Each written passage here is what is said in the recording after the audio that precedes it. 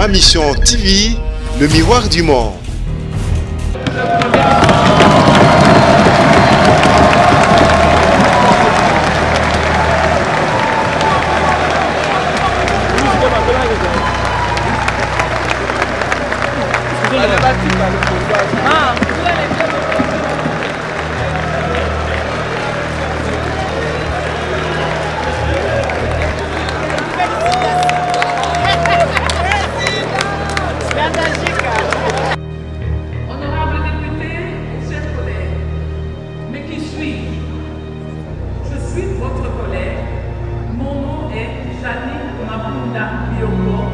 Épouse Moudiaye, en 2019, dans le cadre d'un transfert démocratique et pacifique du pouvoir, une première dans l'histoire de notre jeune démocratie, une première, faut-il le dire, dans l'Afrique centrale des hommes forts.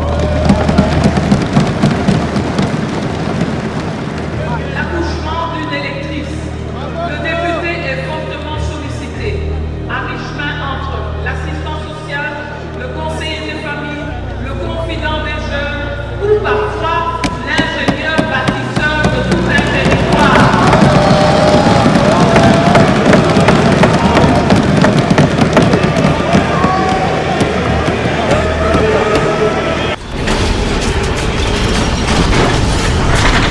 Ma Mission TV, le miroir du monde.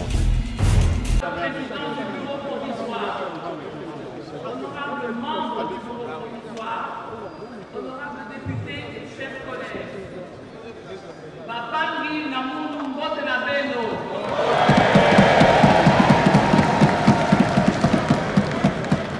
Bana Neku Nyoyo Yenu,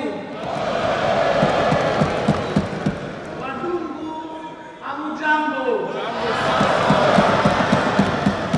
Bande Kunangai Mbote na Bino. C'est avec honneur et humilité que j'ai accepté de me porter candidate au nom de la majorité parlementaire au poste de présidente de l'Assemblée nationale. Aujourd'hui, dans cette salle, notre premier parti à tous, c'est la République démocratique du Congo.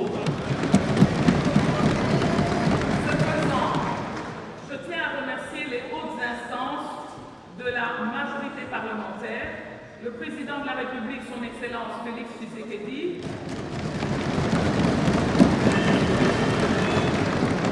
et l'autorité morale du FCC, le président national de mon parti, le PPRD, le président honoraire Joseph Kabila, le coordonnateur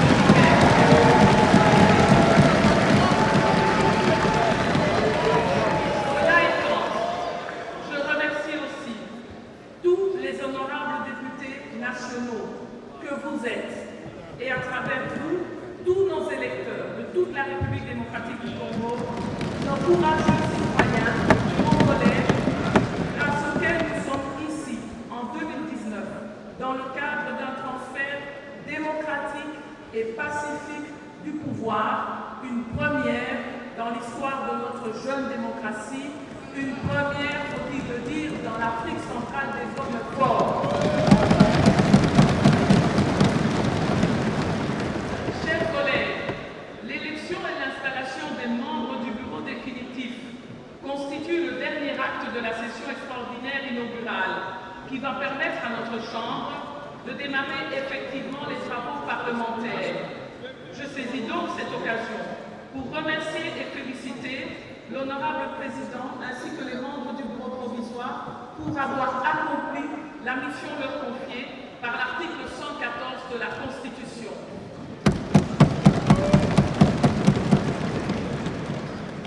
Honorables députés et chers collègues, après une brève présentation de ma personne et de mon parcours, ainsi qu'un écho des échanges informels tenus avec tous les caucus parlementaires provinciaux, mon intervention de ce jour sera tirée du règlement d'ordre intérieur et s'articulera autour de quelques points majeurs, à savoir ma vision dans le domaine législatif, dans le domaine du contrôle parlementaire, dans le domaine du suivi des rapports parlementaires, dans le domaine du social sociale et enfin la diplomatie parlementaire. Comme vous le savez, l'Assemblée nationale exerce concurremment avec le Sénat le pouvoir de voter les lois et de contrôler le gouvernement, les entreprises publiques et les établissements publics. Ainsi, toutes ces fonctions fondamentales d'un Parlement sont capitales à la qualité de la gouvernance générale d'un pays. Honorables députés et chers collègues, mais qui suis-je? Je suis votre collègue.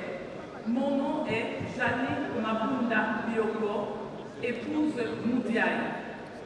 Janine Mabunda Lioko, je suis du territoire de Bumba, dans la province de la Mongala, appartenant au bloc du Grand Équateur, épouse de Odon Moudiaï, Kassaïen de Ngandajika.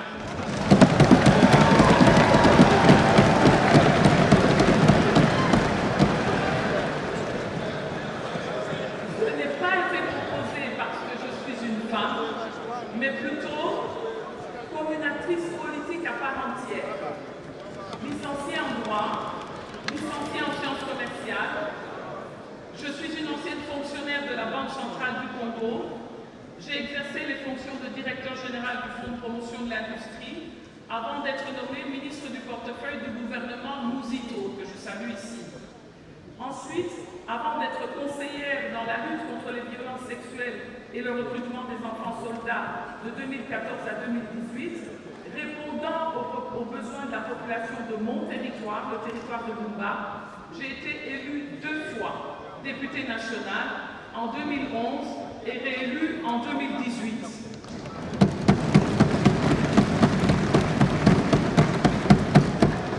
Je suis de ce territoire, mais je suis avant tout congolaise et députée nationale, j'ai parcouru tout le Congo. Candidate au poste de président, j'ai, avec esprit d'inclusion et volonté de proximité, engagé depuis quelques jours une série de réunions informelles dans le cadre de vos provinces. Fidèle à ma méthode de proximité, un dialogue constructif avec une grande majorité des honorables députés nationaux de toutes tendances, de tous partis, le caucus des femmes ou le réseau des jeunes parlementaires ont permis d'avoir ensemble un regard critique sur l'action du Parlement que nous voulons demain. Ce dialogue, face à face, un à un, a permis de recueillir vos préoccupations pour des propositions constructives basées sur des valeurs communes pour guider notre mandat durant la présente législature. Honorables députés et chers collègues, à la lumière de notre règlement d'ordre intérieur et des échanges avec plus de 400 d'entre vous, je m'engage à être dans la proximité et à l'écoute du peuple. Telles sont les valeurs qui guident ce mandat. Être dans la proximité pour demeurer proche du peuple, être accessible, être disponible, être joignable et répondre aux appels.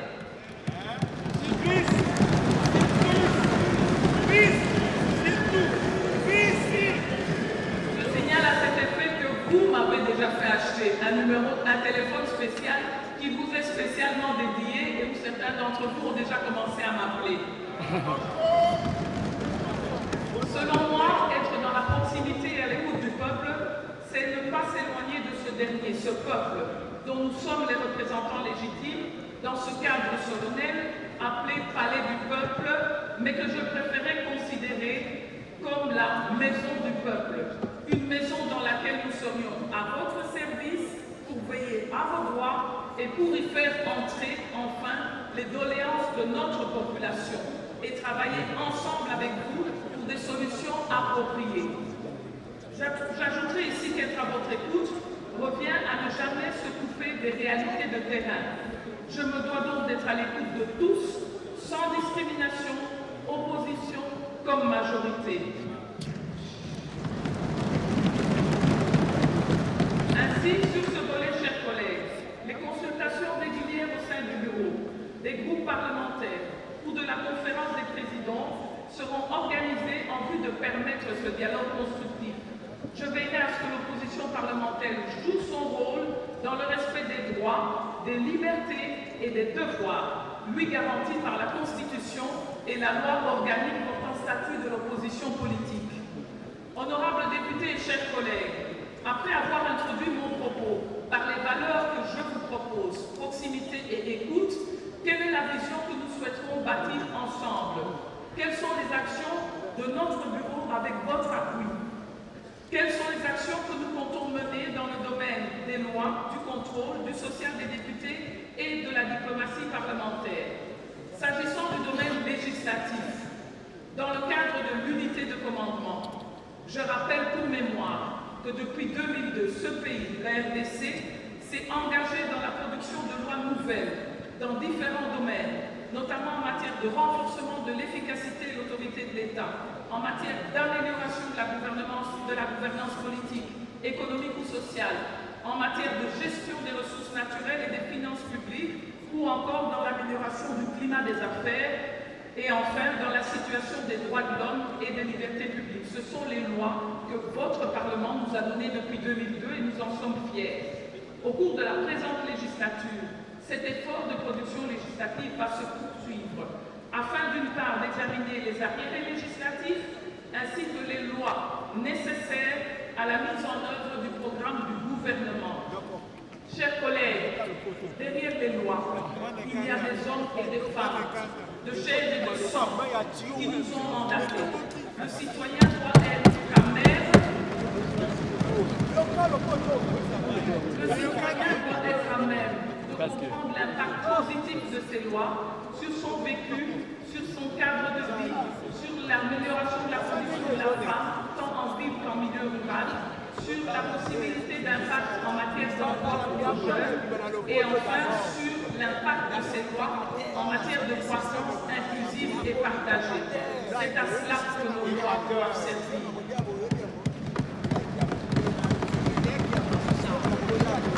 Dans cette perspective, et en écho notamment aux suggestions de beaucoup des collègues, dont le focus des jeunes parlementaires et non nos élus, ma proposition consiste à l'organisation régulière de séminaires parlementaires d'information, de formation et d'échange d'expériences destinés au renforcement des capacités des députés nationaux ainsi que du personnel administratif. Honorables députés et chers collègues, point 2, s'agissant du domaine du contrôle parlementaire, le candidat premier vice-président en a parlé sur base des textes. S'agissant du contrôle parlementaire, il est l'une des fonctions essentielles du Parlement.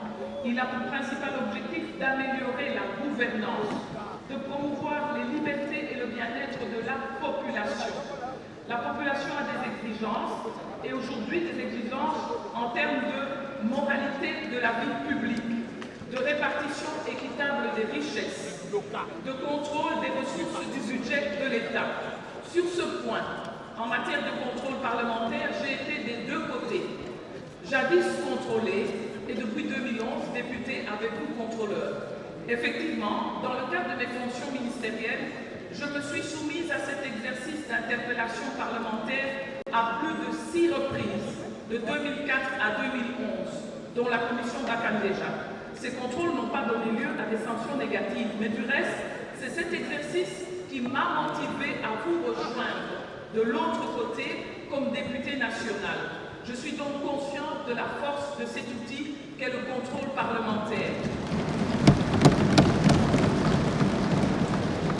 Chers collègues, l'Assemblée nationale dispose de cet instrument de contrôle essentiellement en vue de répondre aux interrogations de nos compatriotes. Ma vision est que le citoyen qui nous parle appréciera le travail de ses élus non pas par le nombre élevé d'initiatives de contrôle, mais plutôt par les réponses correctives et les suivis que nous formulerons en termes d'amélioration. S'agissant du suivi des rapports des vacances parlementaires, sur ce point précis, honorables députés et chers collègues, lors de nos échanges, vous m'avez tous dit être préoccupés par le faible taux de retour des députés de l'ancienne législature lors du scrutin suivant. Ce taux est très faible. Sur 100 députés de la législature passée, 15 seulement reviennent dans la législature suivante. L'une des raisons est entre autres l'absence de suivi des rapports de vacances de parlementaires. En réponse,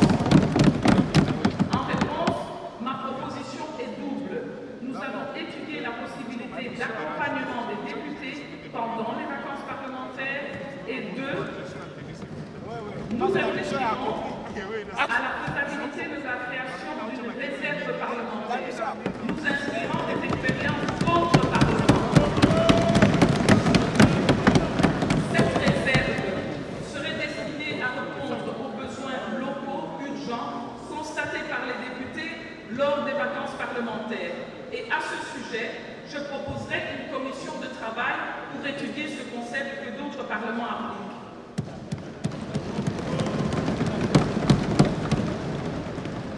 Outre ces deux propositions concrètes, notre bureau veillera aussi à ce que la commission de suivi et évaluation assure le monitoring auprès du gouvernement et des ministères concernés des recommandations issues des rapports de vacances parlementaires ou des résolutions de l'Assemblée nationale. Cette approche aura, à mes yeux, l'avantage de réduire la pression, certes légitime, exercée sur les honorables députés nationaux par leurs électeurs relativement à certaines exigences sociales. C'est cette pression récurrente qui impacte aussi sur le social du député. Ceci me conduit logiquement à vous parler du social du député. Honorables députés et chers collègues, s'agissant du social du parlementaire, à l'écoute de plus de 400 députés ces derniers jours, c'est avec courage et sincérité que je dois parler des préoccupations que vous m'avez exprimées. En RDC, effectivement, le député est devenu l'interface sociale sur terrain dans sa localité, dans la proximité de ses citoyens. Par exemple, les matangas et les fous, les deuils, les cas de maladie d'un électeur, la demande de secours d'un voisin de quartier, l'achat de carte de téléphone, l'accouchement d'une électrice. Le député est fortement sollicité, à mi-chemin entre l'assistant social, le conseiller des familles, le confident des jeunes ou parfois l'ingénieur bâtisseur de tout un territoire.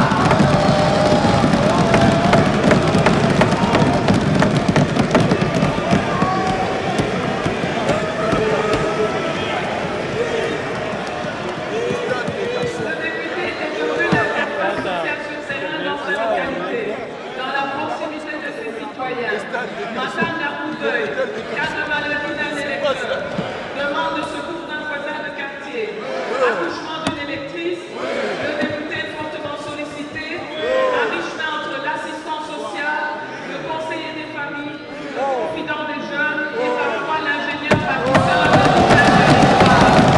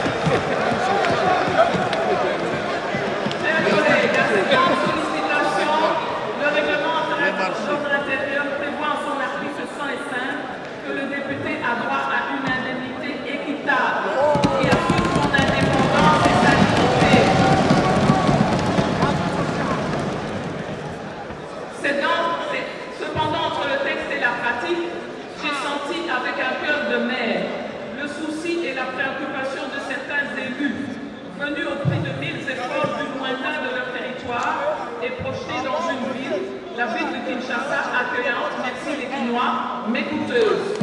Paiement irrégulier des indemnités, paiement fractionné, modicité des émoluments, taux de change, modalité de paiement.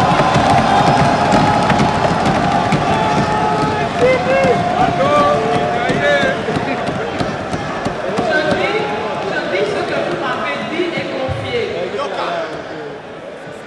Autant de soucis que mes collègues ont eu le courage de partager avec moi. Alors, je ne sais pas démagogue, mais au nom de mes collègues, je solliciterai une conversation franche sur ce sujet avec l'exécutif, afin de me rassurer que le juste milieu est trouvé et que surtout le député est payé à un taux équitable. Honorables députés et chers collègues, j'aimerais conclure. En ce qui concerne la diplomatie parlementaire, je crois qu'il n'est point besoin de rappeler que sur la scène internationale, la RDC n'a pas toujours été présentée à son meilleur avantage. Et je parle en connaissance de cause.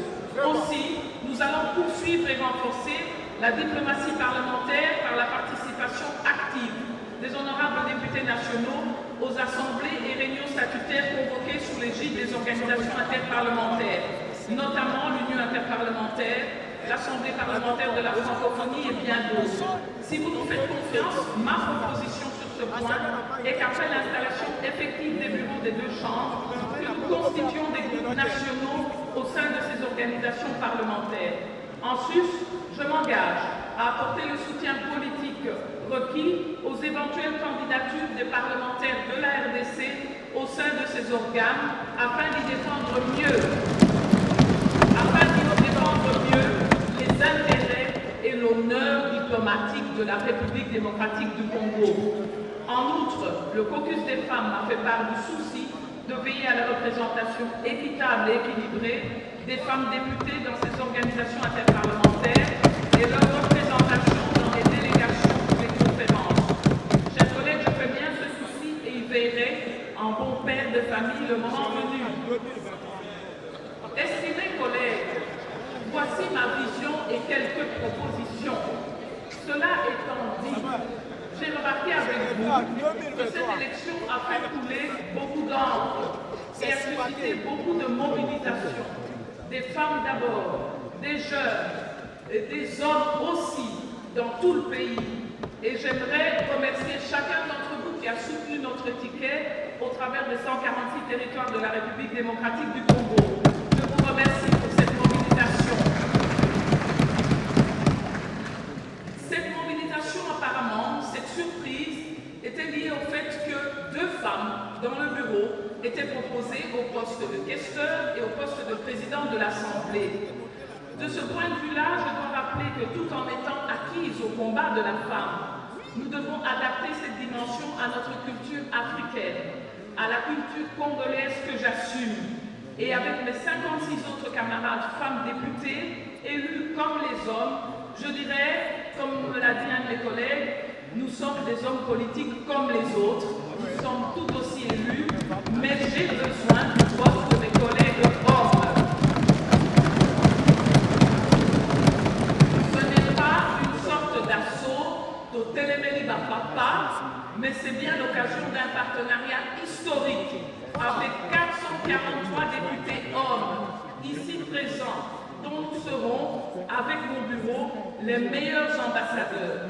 Ainsi, si vous me votez, vous les hommes, je serai fier d'appartenir à ce pays, la RDC, où les hommes ont cru en nous. Je veux avant tout, en ayant fait cette campagne, vous convaincre que je ne suis pas quelqu'un de désigné, je ne suis pas une étiquette, je ne suis pas la première d'entre vous, je ne suis pas la meilleure d'entre vous. Je serai l'une parmi vous, déléguée par vous et pour vous. Chers collègues, dans la proximité et à l'écoute du peuple, parce qu'ils ont dit le peuple d'abord, moi, Janine Mabunda, épouse Moudiaï, je sollicite votre soutien comme candidate présidente pour porter notre ticket FCC Cash. Que Dieu bénisse le Congo. Je vous remercie.